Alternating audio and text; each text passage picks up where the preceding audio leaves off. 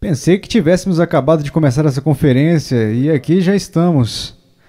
Ora, eu gostaria de finalizar a conferência lendo o Evangelho segundo São Lucas. No último capítulo de Lucas, capítulo 24, começando no versículo 46. Ele diz o seguinte: E lhes disse: Assim está escrito que o Cristo havia de padecer e ressuscitar dentre os mortos no terceiro dia, e que em seu nome se pregasse arrependimento para a remissão de pecados a todas as nações, começando em Jerusalém. Vós sois testemunhas destas coisas. Eis que envio sobre vós a promessa de meu Pai. Permanecei, pois, na cidade até que do alto sejais revestidos de poder. E o Evangelho de Lucas termina com estas palavras. Então os levou para Betânia e, erguendo as mãos, os abençoou. Aconteceu que, enquanto os abençoava, ia-se retirando deles, sendo elevado para o céu. Então eles, adorando-o, voltaram para Jerusalém, tomados de grande júbilo. Estavam sempre no templo, louvando a Deus. Amém. Vamos orar? Ó nosso Pai, nosso Deus, agora abordaremos o porquê é que nunca somos capazes de nos render e nos comprometer com essas coisas preciosas que o Senhor nos deu em Sua palavra.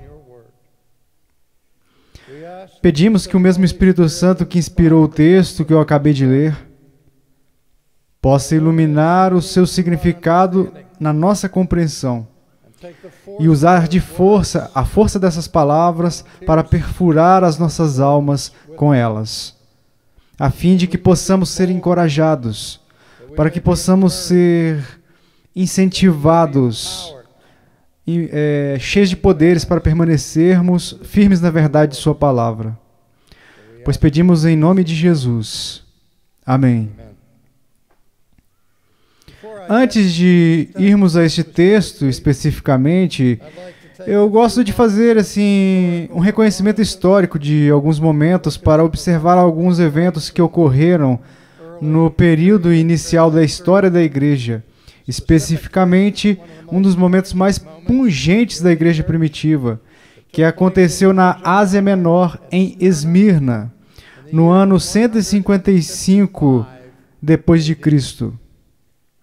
Naquela ocasião, o bispo de Esmirna, que havia sido nomeado segundo a tradição por um homem que ele conheceu quando ele era um jovem morando em Éfeso, um homem que o ensinou, disciplinou e depois o nomeou como bispo de Esmirna, o apóstolo João. Eu refiro-me agora àquele discípulo de João, que era discípulo de Jesus e que era o bispo de Esmirna, o venerável santo Policarpo.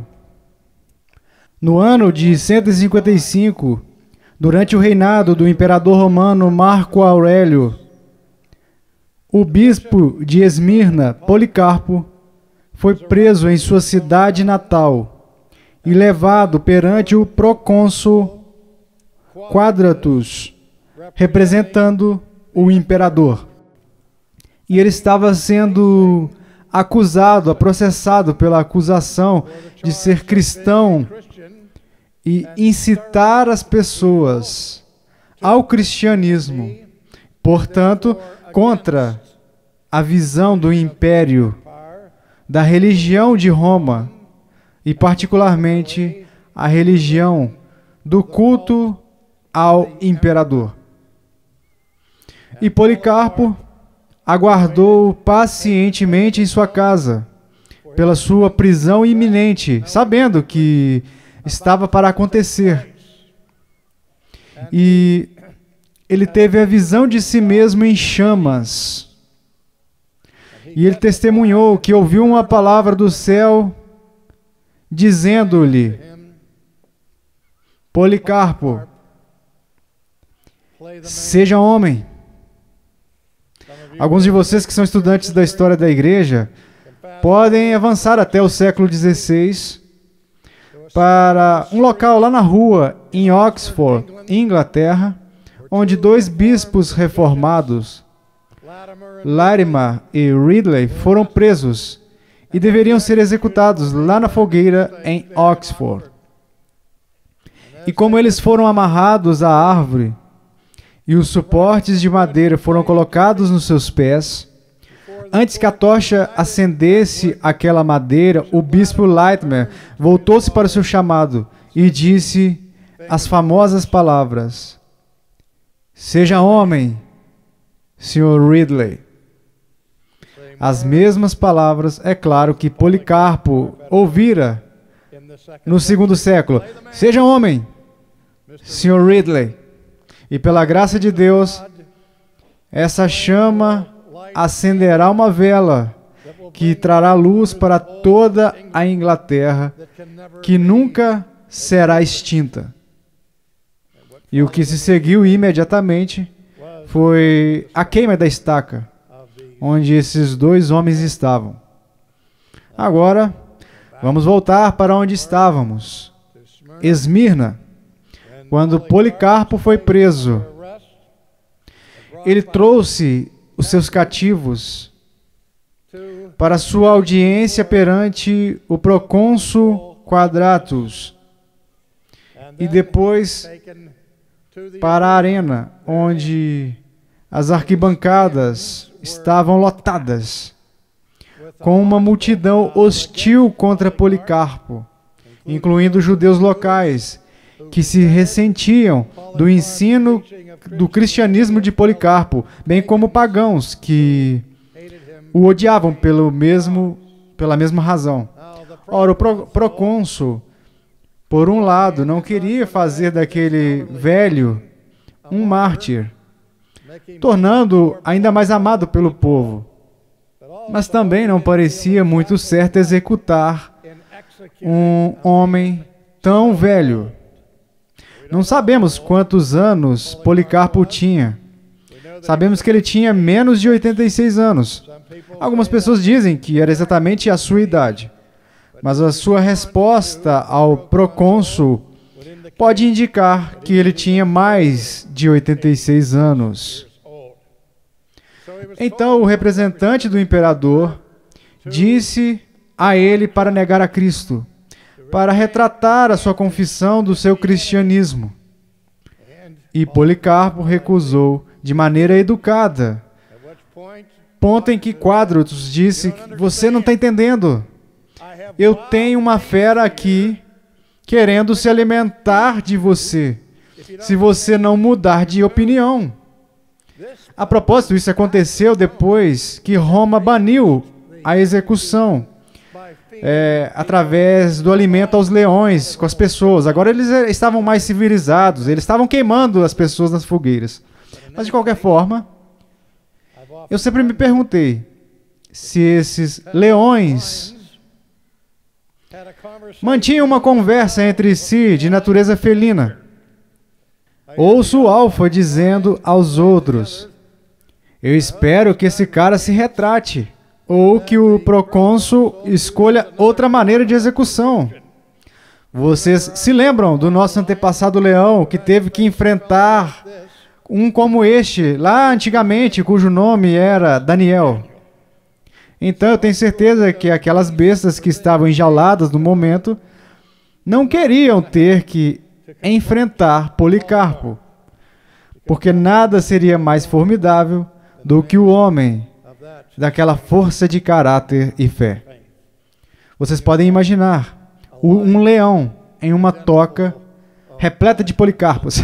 O leão não teria a mínima chance. Mas, sem aquela ameaça de Quadratus, Policarpo se recusou a concordar e ele disse: ok, então eu vou te queimar naquela fogueira. E Policarpo respondeu dizendo: que assim seja.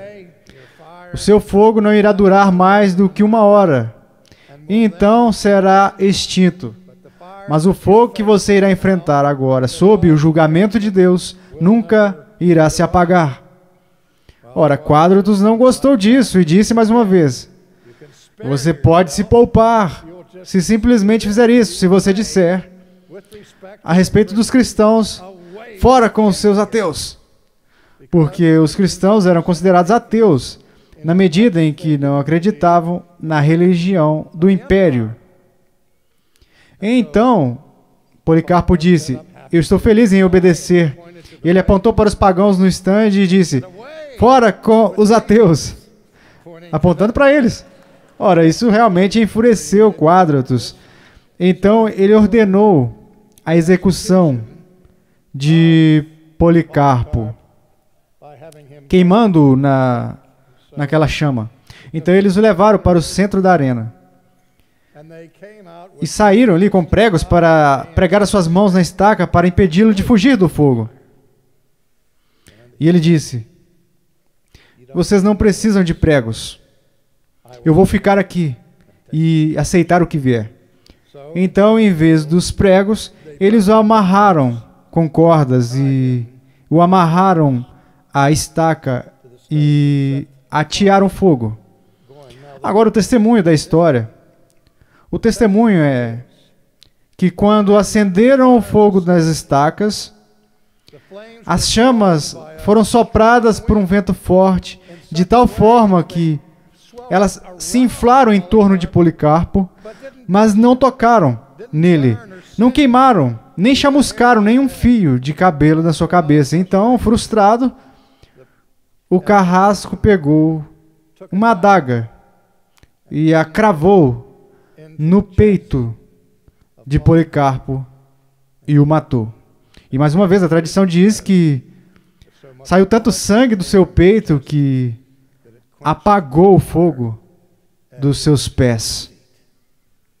Agora, por mais notável que tenha sido este ocorrido, poderia ter sido facilmente evitado.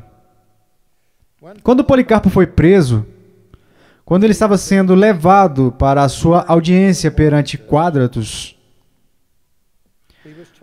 foi-lhe dito: tudo que você tem que fazer para se livrar disso é dizer algumas palavras.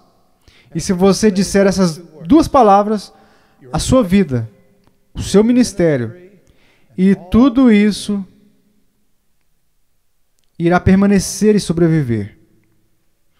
Eu me pergunto quantos de vocês sabem quais foram essas 2 palavras que ele precisava dizer para salvar sua vida. Tudo o que ele tinha que dizer era: Kaiser Curias. Kaiser Curias. César é o Senhor.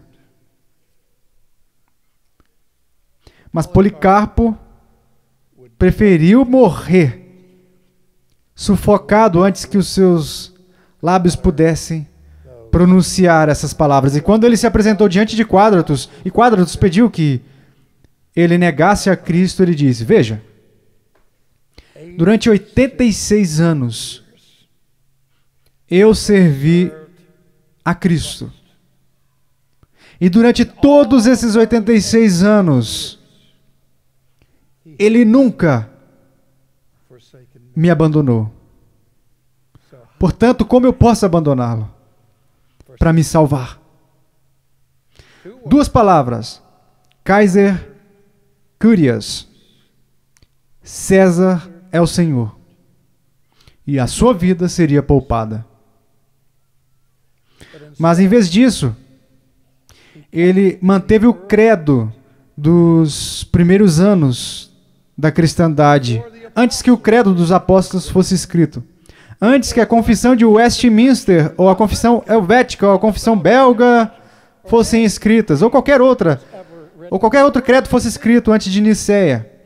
O credo mais antigo da cristandade é encontrado no Novo Testamento. E é um credo muito simples, que diz: Jesus ho Kyrios. Jesus é o Senhor. Dizer Kaiser Kyrios é repudiar o primeiro credo cristão. Jesus ho Kyrios. Jesus é o Senhor. Então, qual era a questão naquele dia, em 155 depois de Cristo? Era a questão de quem é o Senhor, quem é o Rei.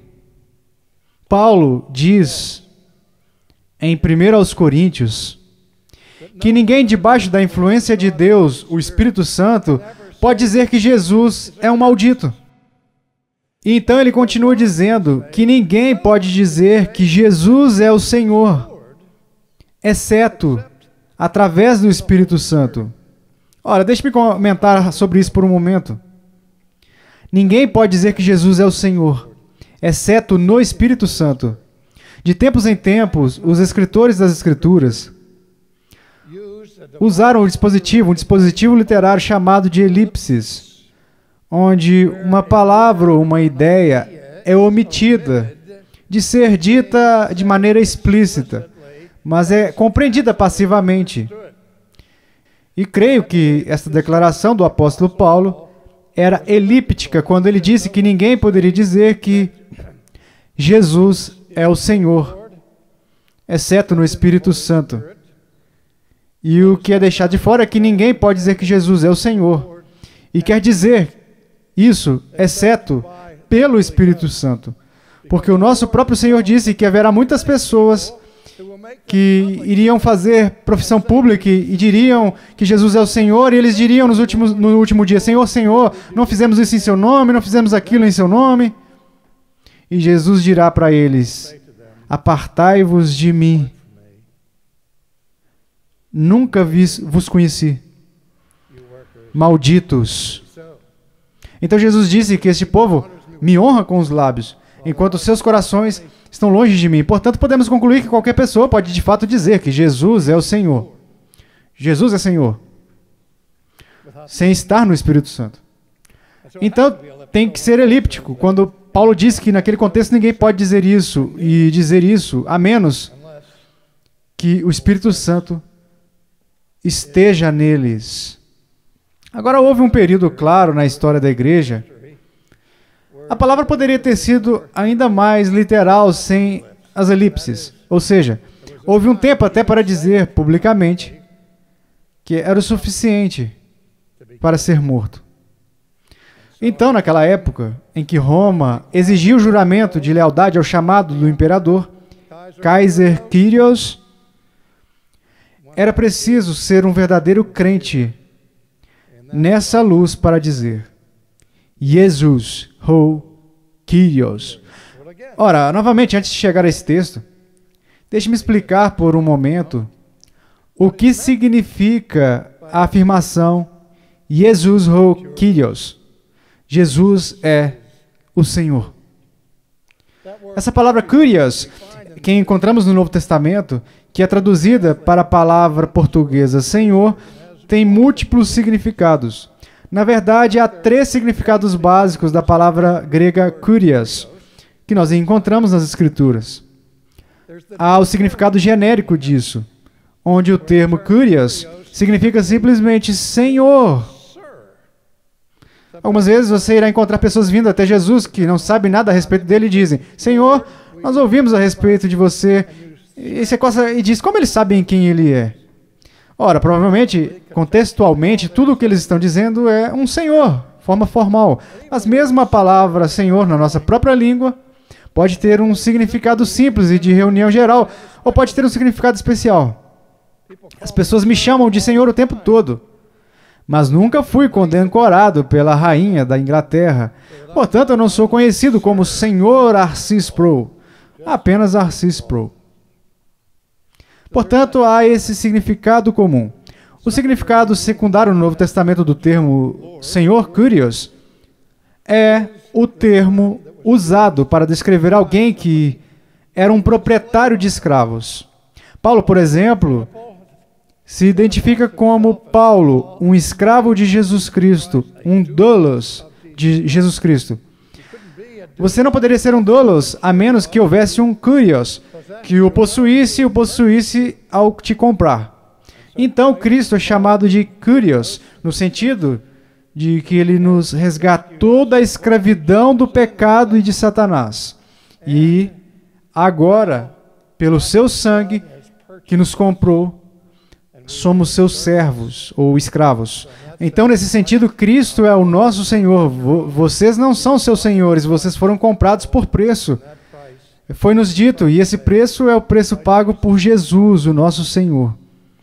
Mas no Novo Testamento há um terceiro significado desse título, kurios, que é o uso imperial, o uso supremo dele. E esse é o uso do termo que os escritores do Novo Testamento e do grego traduzem a linguagem do Antigo Testamento com respeito a Deus, onde Deus é chamado no Antigo Testamento de Adonai. E essa palavra Adonai, em hebraico, é traduzida no Novo Testamento pela palavra grega kurios. E no Antigo Testamento, o título Adonai é reservado para Deus. Em suas Bíblias, vocês irão ler em muitas ocasiões, como fazem em Isaías 6 ou nos Salmos. No Salmo 110, o Senhor disse ao meu Senhor, senta-te à minha destra. E embora essa palavra, a palavra portuguesa Senhor, seja repetida, são duas palavras diferentes em hebraico. Onde diz Yahweh, definido como meu Adonai. Ou o salmista escreve, ó Senhor, meu Senhor, quão excelente é o teu nome em toda a terra. Ó Yahweh, nosso Adonai. Yahweh é o nome de Deus e Adonai é o seu título supremo. E sendo traduzido, significa o soberano. Ó Senhor, nosso soberano, quão majestoso é o teu nome em toda a terra. Quando os escritores do Novo Testamento traduziram Adonai com respeito a Jesus, o termo kurios tem esse significado imperial. Ele ouviu isso muitas vezes. O Conor King, de Filipenses 2, onde o apóstolo Paulo escreve, tende entre vós o mesmo sentimento que houve também em Cristo Jesus, que, tendo a forma de Deus, o Sinclair citou isso outro dia, reputou tudo isso, não como uma coisa para ser tenazmente, cuidadosamente agarrada, mas ele se esvaziou e tornou-se obediente e humilde. Tornou-se na forma de um servo obediente, mesmo debaixo da morte. Portanto, Deus o exaltou altamente e lhe deu um nome que está acima de todos os nomes. E qual que é esse nome? Qual é o nome que está acima de todos os nomes? Muitas pessoas cometem um erro, porque Paulo continua dizendo que ao nome de Jesus, todo joelho se dobrará. Então as pessoas pensam, Paulo está dizendo que o nome que está acima de todos os nomes é o nome de Jesus. Não, mas é o nome de Jesus, perante ele que todo joelho irá se dobrar, porque Deus concedeu a Jesus o nome que está acima de todo nome. O título, Kyrios. Para que o nome de Jesus, perante ele, todo joelho se dobre e toda língua confesse. O quê? Que ele é Kyrios. Ele é o soberano. Ele é o Senhor. Para a glória de Deus Pai. Já ouvimos do Sinclair que apenas uma vez nos evangelhos ouvimos a palavra igreja. A ação e a pregação de Jesus da vinda do reino. Isso começa até chegarmos às epístolas que temos toda essa linguagem sobre a igreja. Então, eu perguntei nesta manhã, de onde vem a palavra igreja? Ora, a palavra grega que é traduzida como igreja é a palavra eclesia, que significa aqueles que são chamados.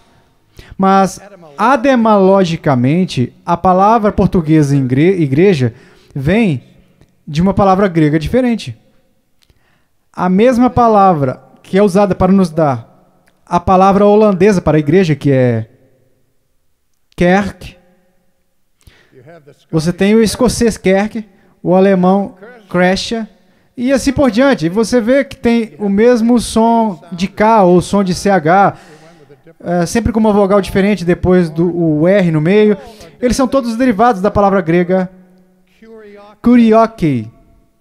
E a palavra grega kuriokei significa aqueles que pertencem ao Kyrios, aqueles que são possuídos pelo Kyrios, o povo do Senhor. Portanto, o cerne do testemunho no Novo Testamento para a igreja tem a ver com aqueles que pertencem ao Senhor. Ora, o Sinclair nos contou a razão pela qual nos evangelhos as pessoas não são chamadas de igreja, porque algo ainda não aconteceu. Algo de significado extraordinário. Que li para vocês há um tempo atrás, nos últimos versículos do Evangelho de Lucas, que nos concedem esta brevíssima descrição da ascensão de Jesus ao céu. E Lucas, que também escreveu o livro dos Atos, começa o livro dos Atos com o mesmo relato de Jesus sendo levado do meio deles por uma nuvem de glória, Shekinah, e todos de pé ali olhando para cima, seguindo a ascensão de Jesus no meio desta nuvem, e os anjos vindo e dizendo-lhes: homens da Galileia, por que vocês estão aqui olhando para o céu? Este mesmo Jesus que foi tirado do meio de vós virá da mesma maneira, e assim por diante. Mas o versículo neste texto, no final de Lucas, a razão pela qual eu escolhi exatamente Lucas, é por causa dessas palavras. Então os levou para Betânia, e erguendo as mãos, os abençoou. Aconteceu que, enquanto os abençoava, ia se retirando deles, sendo elevado para o céu. Então eles, adorando-o, voltaram para Jerusalém, tomados de grande júbilo, e estavam sempre no templo, louvando a Deus. Eles estavam se destacando na doxologia, eles estavam dando canções de louvor. Nos funerais de hoje em dia, quando alguém morre, pedimos às pessoas que deem um testemunho e depois pedimos que eles façam um elogio fúnebre para dizer uma boa palavra a respeito da pessoa que partiu. Mas no Novo Testamento, o elogio final não é dado a pessoas mortas, mas o elogio final é dado a Deus, não porque Deus morreu, mas porque Ele deve ser louvado supremamente. Você não pode dizer nada mais elevado do que qualquer criatura, do que o que dizemos sobre Deus. E depois da ascensão, os discípulos voltaram. E eles estavam louvando a Deus com o espírito de grande júbilo. Agora, aqui está a questão. Por quê?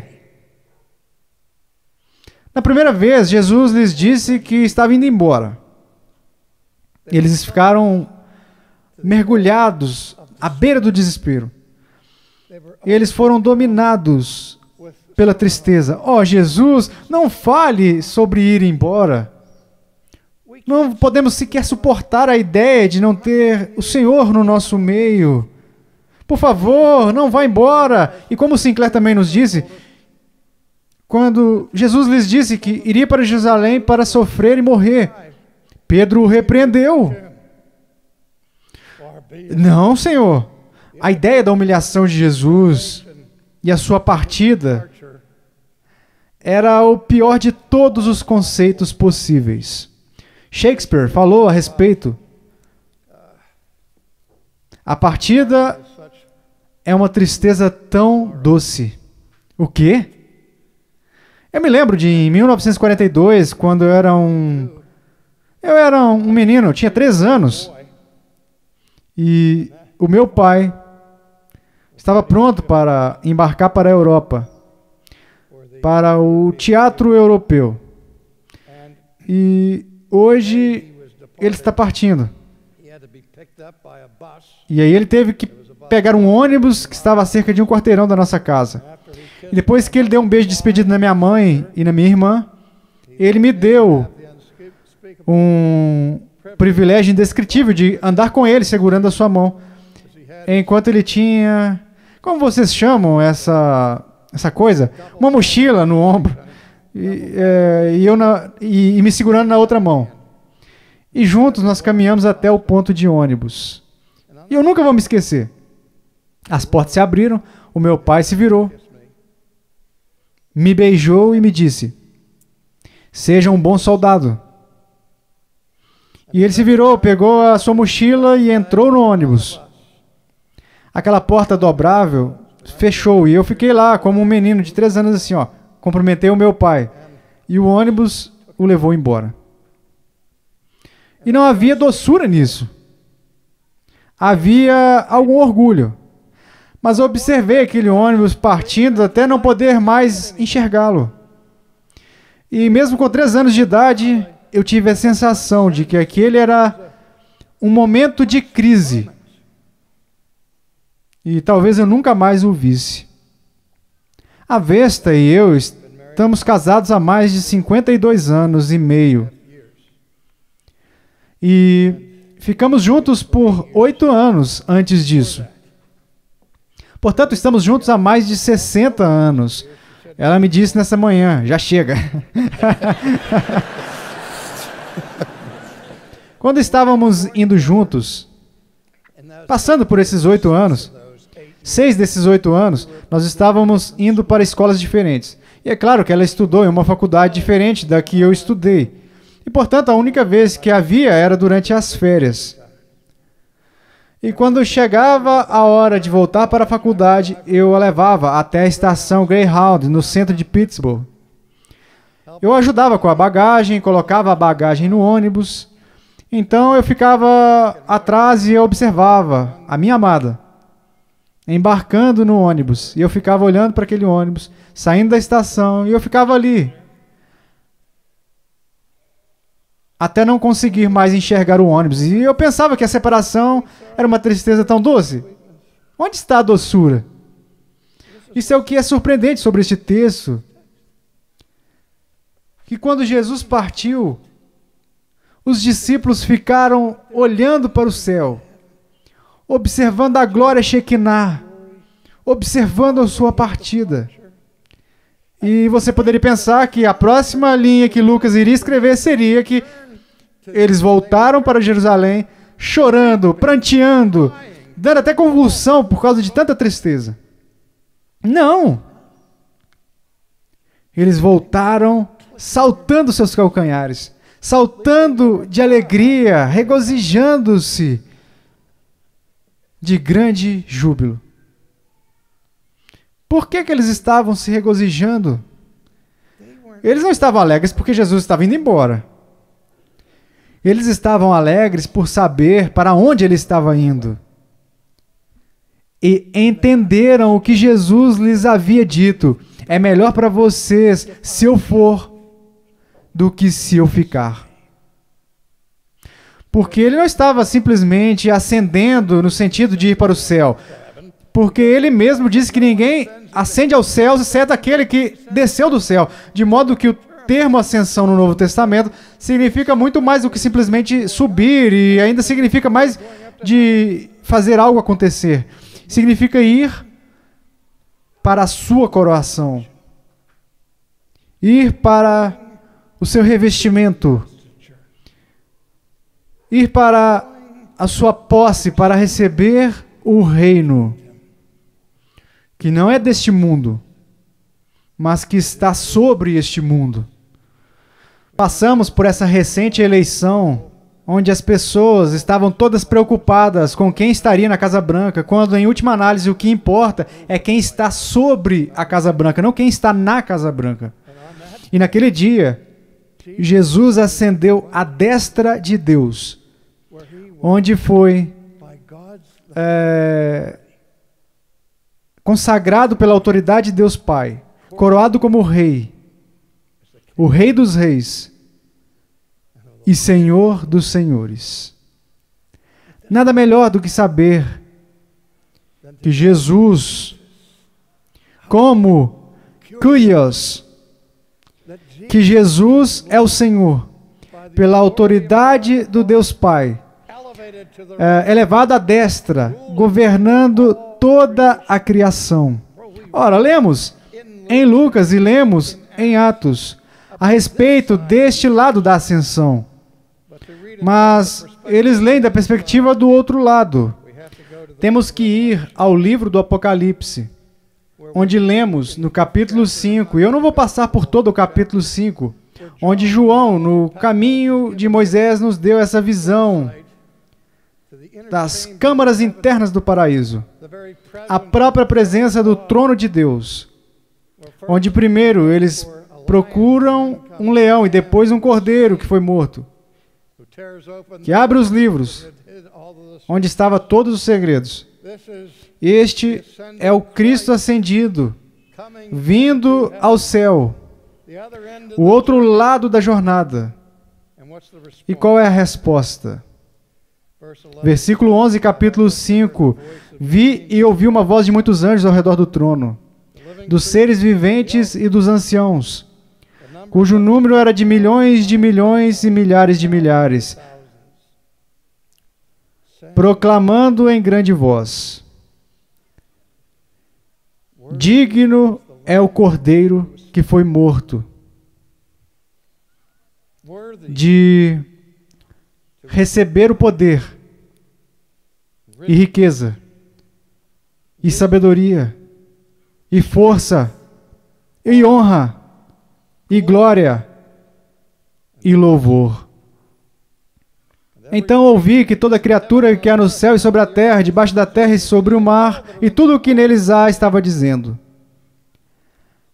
aquele que está sentado no trono e ao Cordeiro, seja o louvor e a honra e a glória e o domínio pelos séculos dos séculos. E os 4 seres viventes respondiam: amém. Também os anciãos prostraram-se e adoraram para sempre. Vocês não estão vendo? O louvor dos anjos, o louvor dos mártires, o louvor da igreja é sempre o mesmo. Jesus, ho, Kyrios. Não há outro Senhor, não há outro soberano, não há outro rei. E é o nosso dever testemunhar o nosso rei. Vocês receberão poder, ele disse, para que sejam as minhas testemunhas. Jerusalém, Judeia, Samaria, as partes mais extremas da terra. Nenhum cristão pode jamais negociar o senhorio de Cristo. Vamos orar. Pai, conceda-nos a coragem, a fé de Policarpo, a coragem e a fé de Ridley e Latimer, a coragem e a fé dos discípulos que seguiram o seu Senhor e o martírio, em vez de dobrar os joelhos ao imperador. Nos perdoe, ó Deus, por aqueles momentos em que comprometemos o nosso rei, por causa do luxo e da segurança das coisas deste mundo. E nos ajude a crescer na plenitude, na maturidade em Cristo, sendo conformados à sua imagem, a fim de que a nossa comida e a nossa bebida sejam para te servir, para te louvar e te engrandecer. com rendição. Amém.